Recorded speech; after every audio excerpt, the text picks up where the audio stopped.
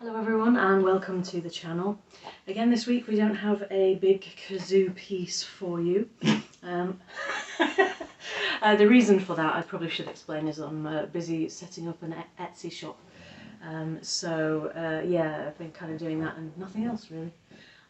So we're going to do a video, not quite like last week where we were playing live and stuff, but we're going to do some tag questions, some kind of get to know you questions, and we're both going to answer them.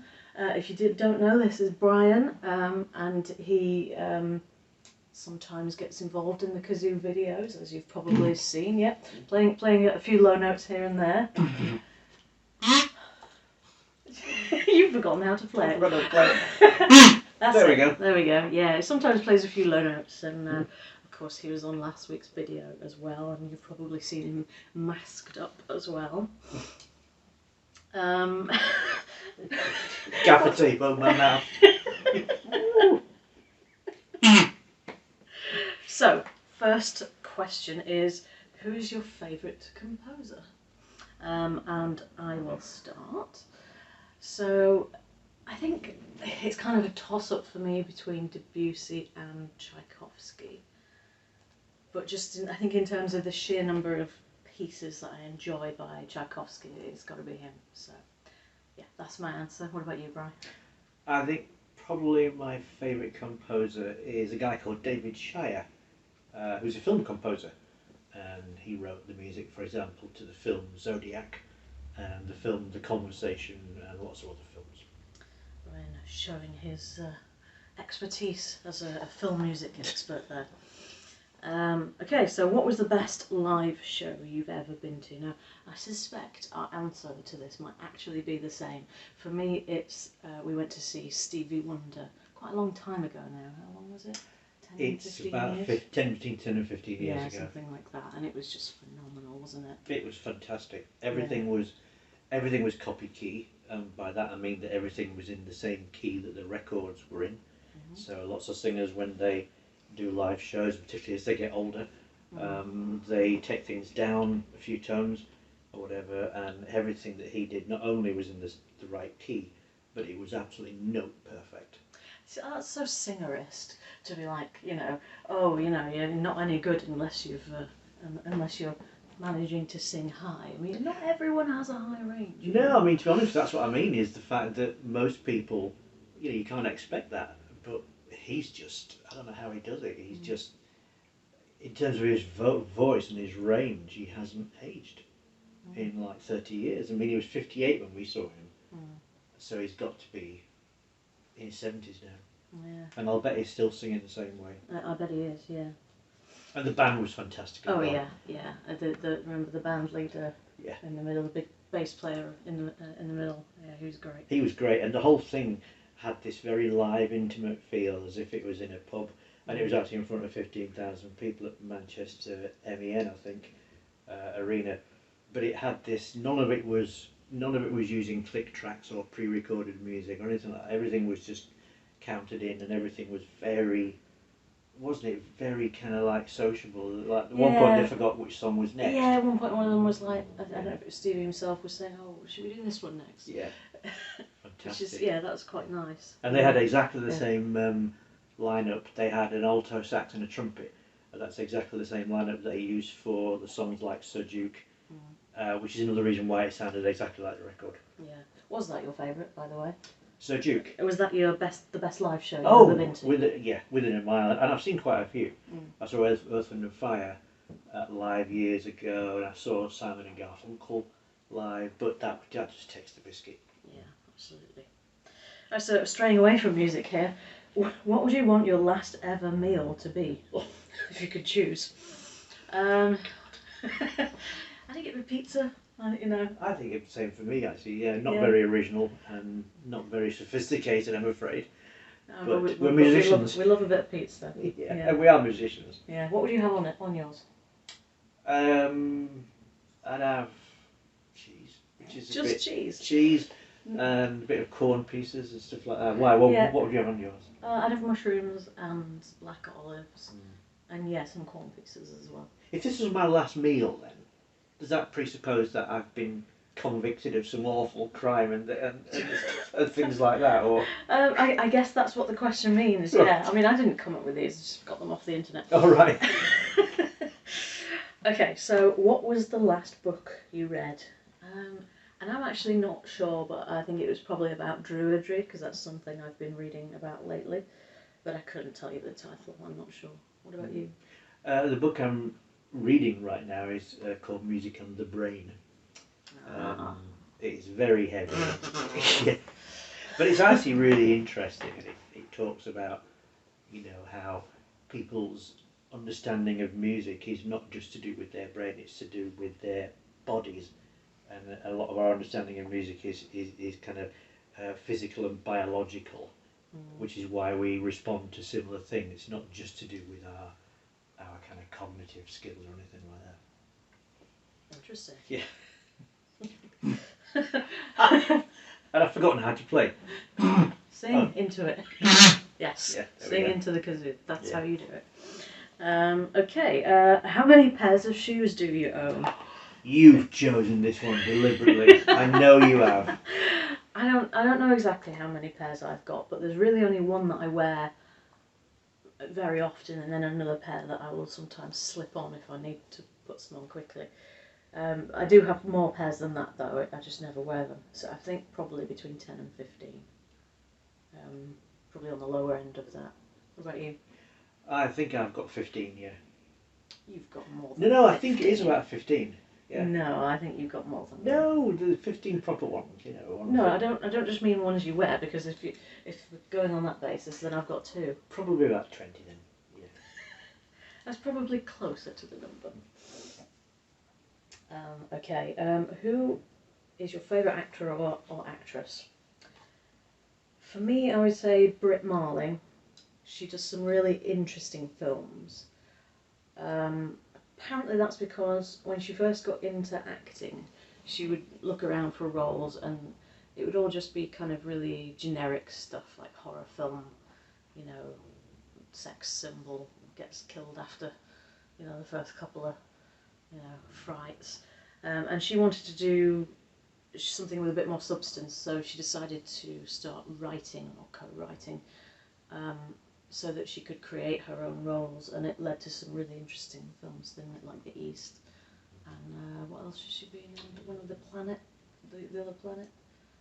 Oh yeah, Another Earth. I had that in my head, but I was thinking, no, I think that's another film. But there's 2 that are similar. I'm getting There's confused. Another Earth, and there's one called Melancholia. Yeah. They came out both at the same time to be spoilers of each other. Right. And they both deal with the idea of another Earth appearing from nowhere. Right, but I think Another Earth is a lot better. Mm. The other one was a bit of a strange combination of genres, I think. It was, yeah. Yeah, but the Brit Marling one is Another Earth. And she's done a few other films as well, and they're all just really interesting. I think she's got this kind of really... Her personality, or at least the way she comes across on screen, is just mesmerising. You know, you just... her films are not the kind of films where you might get bored and start scrolling through your phone, so that's what I like about it. So what about you? Favourite actor or actress? I think my favourite actor probably is William Hurt, actually. Was he one of the doctors, very briefly? No, William Hurt, I think you're thinking of William Hartnell. Well, no. Much later in the reboot. Oh, you're thinking of John Hurt then. John Hurt played in Doctor Who, yeah. Right. No, William Hurt is an American actor and he's been around for a long time, and his most recent thing that I saw him in was a film called Challenger, which is about the Challenger disaster, the space shuttle disaster. And I just think he's really, really great, and he's just got a way of just making the role just seem really real. Just, you know, you feel like you're in the room with him. Doesn't feel like he's acting at all. Excellent. Right. What was your worst subject at school? To be honest, I wasn't that good at anything that I wasn't interested in. So, you know, I mean, I kind of coasted in a few subjects. But my worst was definitely maths, because I can't add it up in my head. I can barely do it at all. Don't know why, it's just something I've never been able to do. I was fine with the more complex stuff that you could write down, you know, like algebra and trigonometry and stuff like that, because, as I say, you can write it down, you can work through it methodically, but arithmetic, I can't do at all, and that kind of really set me back. I think if I'd had more time in the exam, I probably would have done better, but as it was, I just scraped a B, and that was trying really, really hard, whereas usually I got B's by coasting. So, yeah. What about you?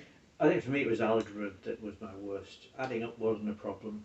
But I mean, in terms of all the subjects at school, not Yeah. just maths. You mean the one that I was worst at? Yeah. Yeah, algebra definitely. Yeah. Oh right. Yeah. Was that a separate subject when you were at school? Well, I did adding up and all that stuff, mathematics early, and then as they used to call it, O levels then was done in what was mainly algebra type stuff, mainly x equals y plus z. I just could not wrap my head around that. Yeah. Whereas you can add up really well. Yeah, I can add up well, but the algebra thing was just madness.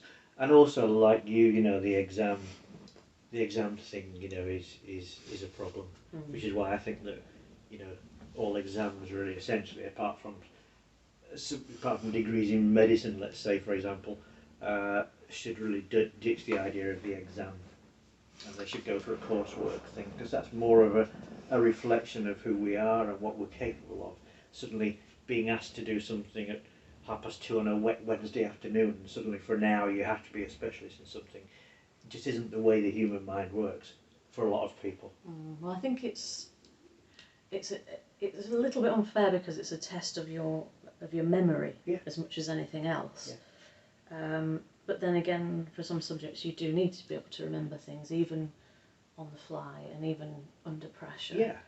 So I think both approaches have their good points. But yeah, you're right, exams don't work for everybody. I think there's certain issues, like I said, like medicine and at university, you know, that has to be a thing where you have to be able to make decisions very quickly. I can't think of if you suddenly, you know, doing an operation, you think, oh, how did I do my portfolio back in uni? You know, you have to have that ability to focus immediately. But for most subjects that I was interested in, it's the exact opposite that is needed, really. Yeah. So getting back to music, a music question here. What's your main instrument and how long have you played it? Well, I do play piano, but I wouldn't consider it my main instrument. I didn't start learning it until I was 14. So I reached a certain point with it where I just kind of couldn't really go any higher, and I think that can happen if you didn't take it up when you were young enough. So for me, I'd say my main instrument is my voice. I've been singing since I was 5, and it just comes very naturally to me. And I've gone through all the grades, had the singing lessons and stuff like that. So I'm a grade 8 singer. I mean, I don't claim to be the best singer in the world or anything like that, and I don't have a huge range either. I'm quite a low singer, but I do think I'm a good singer, and I think that's why I can play the kazoo, because playing the kazoo is essentially singing, isn't it? You're just singing through a little tube. So yeah, that's definitely my strength. What about you? What's your main instrument and how long have you played it? Piano, I think. Played piano since I was about 4, which is a long time ago. And I learned trombone when I was about 13, and that was really as a vehicle to learn how to read music. And I did my grades on trombone. I did my grades right up until including grade 8. There's no way I should have passed grade 8 on a trombone, which is another reason why exams are silly, because they often give skewed results, like me getting a grade 8 on trombone. That just should never have happened, you know.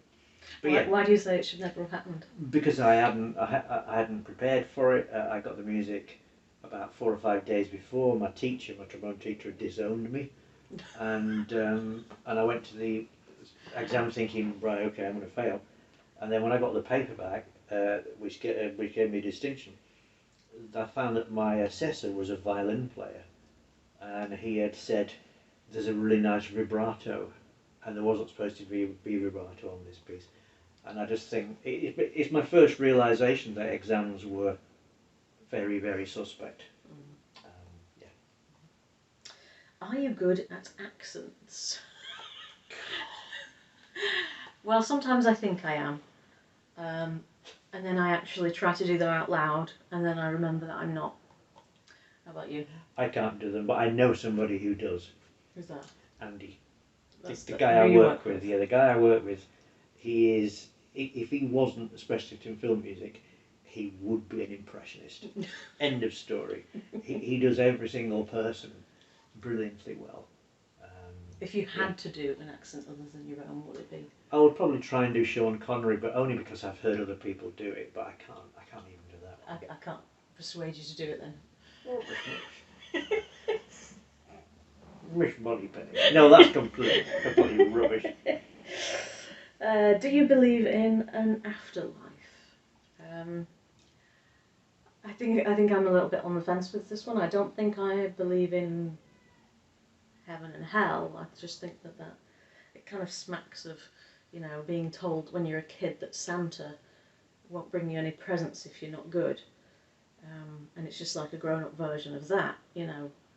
And that's why I think people started saying that, you know, go live a good life, otherwise you won't go to heaven. And it kind of forces people to deny things to themselves their whole lives, and then what if there isn't a heaven at the end of it? You know, it doesn't feel right to me, but I'd like to think that there is some kind of afterlife. You know, they say in physics, don't they, that nothing ever can be destroyed. No energy can be destroyed. It can only be changed from one thing to another. Yeah. So you've got to wonder if there is some kind of a soul or an essence of a person. You know, where does that go? I think personally, reincarnation feels like it could be a thing, but I'm not sure, and I don't think it's possible for humans to know. It's just one of these things. I think, you know, whatever we believe or theorise, we can't possibly know for sure. Personally, what do you think? Again, I mean, I hope there is, but I just don't know, and I do think that those kind of beliefs that we're indoctrinated with fairly early on, you know, about this idea of heaven and this idea of there being something else, is mainly a device. Like many things in life, it's a device to control people and to make them behave a certain way. I don't know if it's true. It's kind of a good thing that we're not both trustees of a church, really. Yeah, that would be terrible. Yeah, or teachers or anything like that. I mean, that would be terrible. Yeah. Sorry, I interrupted you. No, that was it. Yeah, I hope there's an afterlife, but I don't know if there is. So this is a question we're going to answer about each other. Oh, okay.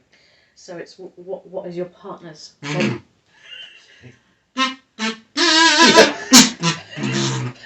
what is your partner's favourite film?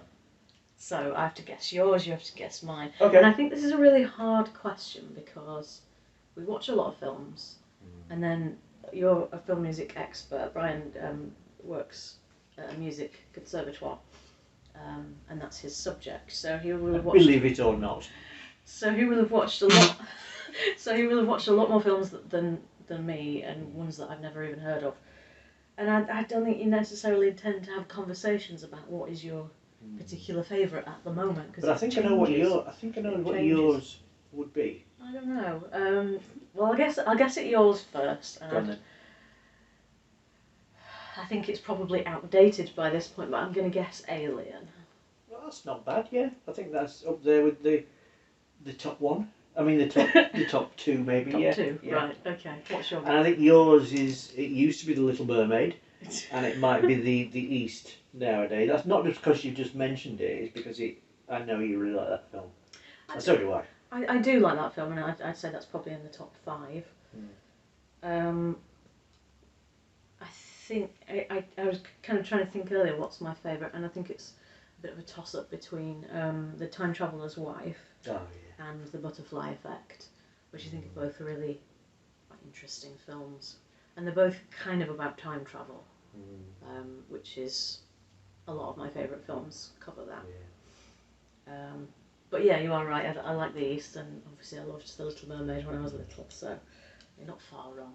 Time Traveller's Wife, I think, is brilliant because it takes time travel out of that sci-fi world and puts it into the kind of romantic drama world and treats time travelers not as these fantastic superheroes or mad scientists, but as ordinary people that just get involved in something that's completely mad. And doesn't it happen with him involuntarily? I seem to remember. Yeah, I think in the end it's when you get. I can't remember actually, but I think it is an involuntary mainly. Yeah, so it's not like he invents a time machine and deliberately goes out to do it. It just sort of happens to him, whether he likes it or not, and it leads to him having a very strange life. But the story is told from the perspective of his wife, who lives an even stranger life because she never knows where or when her husband is going to be. It's a really good fun. Right, where's the next one? Okay, ooh, this could be a strange one. What do you think the world will be like in 25 years? Derelict. Flooded. Flooded and derelict. I think humans will still exist, but I think we'll be in a bit of a sorry state. What about you? I think round about the same, yeah. I think there'll be a lot of things flooded because we haven't dealt with climate change properly, and also I think we are kind of sleepwalking into a kind of totalitarian way of life. The kind of things that years ago we would have studied at school. I never dreamt that would end up happening to us, but it's kind of happening through the back door, you know. There's that guy, Aldous Huxley, who kind of predicted that we'd end up being entertained to death. We'd end up just becoming couch potatoes and stuff like that. And I think he probably had it right, actually.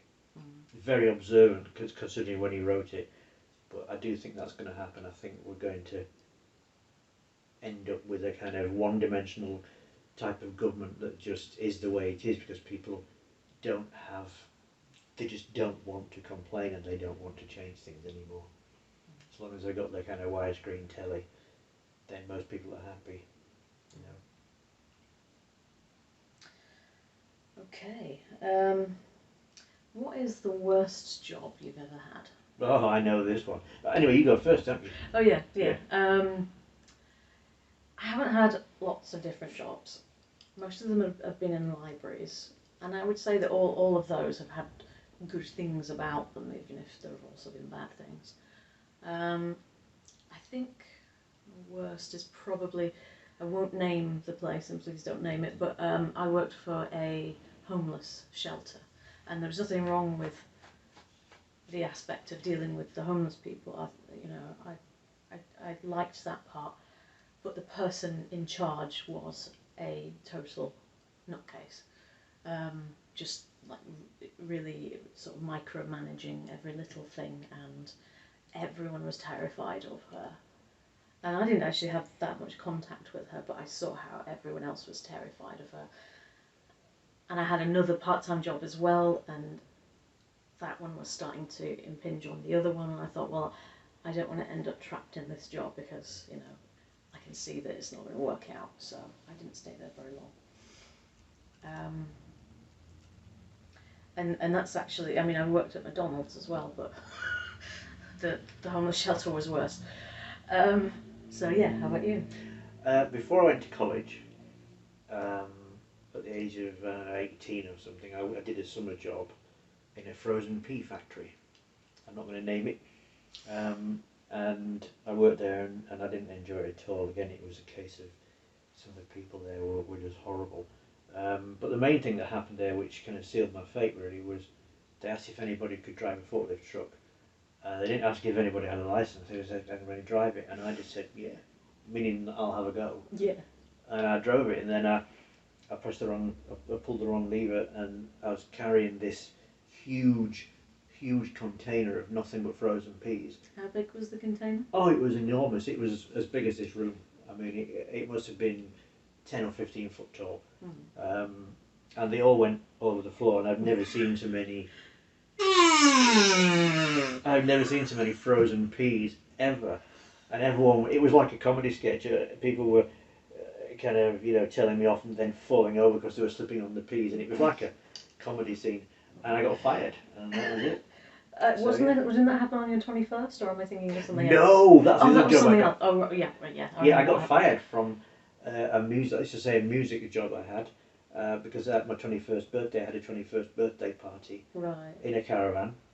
And you turned the caravan over, I remember now. Well, I was in a caravan and I invited some people, and one of my mates who was a musician said, "Oh, I've got a few mates, I'll bring them in my bus." And I thought he meant a minibus.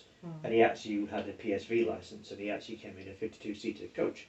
And it clipped one of the other caravans next to mine and dislodged it, and a family had to be rehomed at 2 in the morning. So, and the next morning I got fired. There you go. 2 firings for the price of 1. Yeah. In that story. Well, those stories. Okay. What is the longest word you know? For me, that would be flocky knocking I hear the pilification. I literally don't know. I just can't think of a word that is long. I can't. And there must be one, but I can't think of it. I just can't. Yeah. Fair enough. Okay, let's go with one last one. We'll go with a bit of a cheeky one. Has anyone ever accidentally seen you naked? I don't think anyone has seen all of me accidentally, but someone did walk into. I was at a party when I was at college. I think you were there. I was going to wondering if I was in this somewhere. No, but you weren't there, in the room when it happened or anything. Right. And I was in the loo, and someone walked in, and I was standing up. So the bit that you would most not want to be seen was seen, and that was very embarrassing. But I was also kind of a little bit tipsy, so it's one of those things where I probably wasn't as embarrassed as I should have been at the time. What about you? Not that I'm aware of. Really? I don't. Yeah, I'm sure I would have heard a scream if anybody had seen me like that. Not that I'm aware of.